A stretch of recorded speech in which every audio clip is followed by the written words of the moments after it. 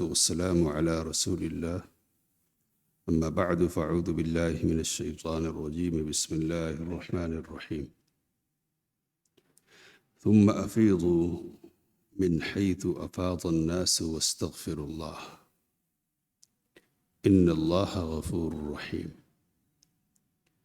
فإذا قضيتم مناسككم فاذكروا الله كذكركم آباءكم أو أشد ذكرا. فمن الناس من يقول ربنا آتنا في الدنيا وما له في الآخرة من خلاق. ومنهم من يقول ربنا آتنا في الدنيا حسنة وفي الآخرة حسنة وقنا عذاب النار. أولئك لهم نصيب مما كسبوا واللہ سریع الحساب. پھر تم وہاں سے لوٹو جہاں سے لوگ لوٹتے اور اللہ سے مغفرت طلب کرو. بلا شبہ اللہ تعالی بڑا بخشنے والا نہایت رحم کرنے والا ہے. پھر جب تم اپنے ارکان ادا کر چکو تو اللہ تعالیٰ کا ذکر کرو اس طرح جس طرح اپنے آباء و اجداد کا تذکرہ کرتے ہو، یا اور زیادہ بڑھ کر ذکر کرو. تو لوگوں میں سے کچھ وہ ہیں جو کہتے ہیں کہ اے ہمارے رب ہمیں دنیا میں عطا کر، اور ان کے لیے آخرت میں کوئی حصہ نہیں ہے. اور کچھ وہ لوگ ہیں جو کہتے ہیں کہ اے ہمارے رب تو ہمیں دنیا میں بھلائی عطا فرما اور آخرت میں بھی بھلائی عطا فرما اور ہمیں جہنم کے عذاب سے بچا لے. یہ وہ لوگ ہیں جن کے لیے ان کے کیے کا حصہ ہے اور اللہ جلد حساب لینے والا ہے. سورۃ البقرہ کی 199 سے 202 نمبر کی آیات آپ کے سامنے پڑھی گئی. عرفات میں جانا اور وہاں وقوف کرنا یہ حج کا ایک حصہ ہے. عرفہ کو جو علاقہ ہے وہ حدود حرم سے باہر ہے. قریش عرفہ نہیں جایا کرتے تھے اس بنیاد پر کہ وہ کہتے تھے کہ ہم کعبہ کے متولی ہیں، یعنی اس سلسلے میں اپنے آپ کو وہ خاص اور اسپیشل سمجھتے تھے. اللہ تعالیٰ نے کہا کہ نہیں، جہاں تک سارے لوگ جاتے ہیں نا آپ کو بھی جانا چاہیے.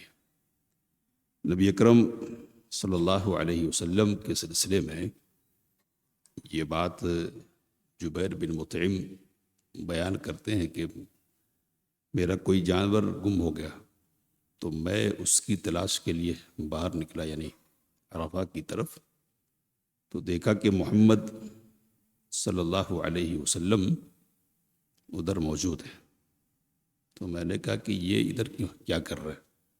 کہنے کا مطلب یہ تھا کہ قریش کے لوگ تو ادھر آتے نہیں ہیں، پھر محمد ادھر کیوں؟ تو نبی صلی اللہ علیہ وسلم کی جو خوبیاں ہیں جاہلیت کے زمانے کی، اور جو اچھائی ہے ان میں یہ بھی ایک اچھائی تھی کہ آپ صلی اللہ علیہ وسلم نے قریش کی مخالفت کی تھی اس مسئلے میں بھی، یعنی نکلا کرتے تھے آپ صلی اللہ علیہ وسلم نبی بننے سے پہلے بھی. تو بہرحال اللہ تعالیٰ نے کہا کہ نہیں، جہاں سب جاتے ہیں نا وہاں آپ کو بھی جانا چاہیے، اللہ سے مغفرت طلب کرنی چاہیے، اور اللہ بخشنے والا اور رحم کرنے والا ہے. اس کے بعد اللہ تعالیٰ نے کہا کہ فَإِذَا قَضَيْتُم مَنَاسِكَكُم، جب حج کے ارکان ادا کر چکو تو تمہیں اللہ کا ذکر کرنا چاہیے. اس طرح تم اپنے آباء و اجداد کا ذکر کرتے ہو، بلکہ اور بڑھ کر اور زیادہ کرنا چاہیے. حج کے ارکان ادا کر لینے کے بعد منا کا قیام ہے۔ اہل جاہلیہ بھی یہ قیام کیا کرتے تھے، جمع ہوتے تھے منا میں، لیکن منا میں جمع ہو کر کیا کرتے تھے، تذکرہ ہوتا تھا اپنے آباء و اجداد کا، ان سے متعلق جو فخر کی باتیں ہوتی تھی نا، وہ اپنے اپنے گروپ میں اور گروہ میں بیٹھ کر کیا کرتے تھے۔ کہا کہ باپ اور دادا کا ذکر کرنا نہیں ہے یہاں، بلکہ اللہ کا ذکر کرنا ہے، اور کہا کہ جس طرح باپ دادا کو ذکر کر رہے ہو نا خوب خوب، اسی طرح اللہ کا ذکر کرو، بلکہ اور زیادہ پڑھ کر کرو۔ آگے اللہ تعالیٰ نے کہا کہ لوگوں میں کچھ وہ ہیں کہ جو اس مقام پر، کہ جو افضل ترین مقام ہے، اور یہ گھڑیاں جو افضل ترین گھڑیاں ہیں، ان میں بھی اپنے اوپر دنیا کو ہی سوار کیے رہتے ہیں، اور ان کے سامنے سوائے دنیا کے اور کوئی چیز نہیں ہوتی ہے۔ ہاتھ اٹھتے ہیں ان کے تو کس لیے؟ دنیا کے لیے۔ ربنا آتنا فی الدنیا، اے ہمارے رب ہمیں دنیا میں دے دے، تو دنیا میں دے دے، دنیا چاہیے، اور جو ان کو سمجھ میں آ گیا وہ چاہیے، تو دنیا ہی مانگتے رہتے۔ کہا کہ ایسے لوگوں کا آخرت میں کوئی حصہ نہیں ہے، اس لیے کہ آخرت ان کو مطلوب ہے ہی نہیں، اور انہوں نے آخرت چاہی ہی نہیں ہے، تو حج بھی کرتے ہیں، مطلوب اور مقصود کیا ہے؟ بس دنیا ہی ہے۔ کہا کہ طرز عمل اور رویہ اچھا کون سا ہے؟ کہا کہ کچھ لوگ وہ ہیں جو کہتے ربنا آتنا فی الدنیا حسنہ، اے ہمارے رب ہمیں دنیا میں حسنہ بھلائی عطا کر، فی الآخرت حسنہ، اور آخرت میں بھی ہمیں بھلائی عطا کر، وقنا عذاب النار، اور ہمیں جہنم کے عذاب سے بچا لے۔ تو یہ دعا ہے جو اللہ تعالیٰ نے سکھلائی ہے، گرچہ کہ حکایت کے طور پر ہے، لیکن یہ جامع ترین دعا ہے جو سکھلائی گئی ہے۔ دنیا اور آخرت کی ساری اچھائیاں اور ساری خوبیاں جو ہو سکتی ہے نا، وہ سب کی سب اس دعا میں اللہ تعالیٰ نے جمع کر دی ہے۔ اس لیے سیدنا انس بن مالک رضی اللہ تعالیٰ عنہ بیان کرتے ہیں کہ نبی اکرم صلی اللہ علیہ وسلم جب بھی دعا کرتے یہ دعا کرتے ہیں، اور کہتے ہیں کہ اگر دوسری دعا بھی کرنی ہوتی نا نبی صلی اللہ علیہ وسلم کو، تو آپ صلی اللہ علیہ وسلم دوسری دعاؤں کے ساتھ بھی اس دعا کو کرتے تھے۔ کیوں کرتے تھے؟ بات تو واضح ہے، اس لیے کہ ساری چیزیں آ گئی اس میں۔ اور جب خانہ کعبہ کا طواف کرتے ہیں تو رکن یمانی اور حجر اسود کے درمیان کا جو حصہ ہے نا، اس میں نبی اکرم صلی اللہ علیہ وسلم اس دعا کو پڑھا کرتے تھے۔ تو یہاں خاص مقام ہے، خاص مقام کے درمیان اس دعا کا پڑھنا نبی اکرم صلی اللہ علیہ وسلم سے ثابت ہے۔ مختصر بات یہ ہے کہ جو بھی ضرورتیں ہیں نا ہماری، ساری ضرورتیں آ گئی، اس لیے اس دعا کو کثرت سے پڑھنا چاہیے۔ اب یہ بات کہ دنیا میں اچھائی کیا ہے، تو نکرہ ہے، عموم کا فائدہ دے گا، اور دنیا میں جو بھی اچھائی ہم سوچ سکتے ہیں نا، وہ اچھائی ساری کی ساری آ گئی ہے۔ تو اس لیے مختلف مفسرین نے اپنی نگاہ کی بنیاد پر اور سوچ کی بنیاد پر مختلف باتیں کی ہے۔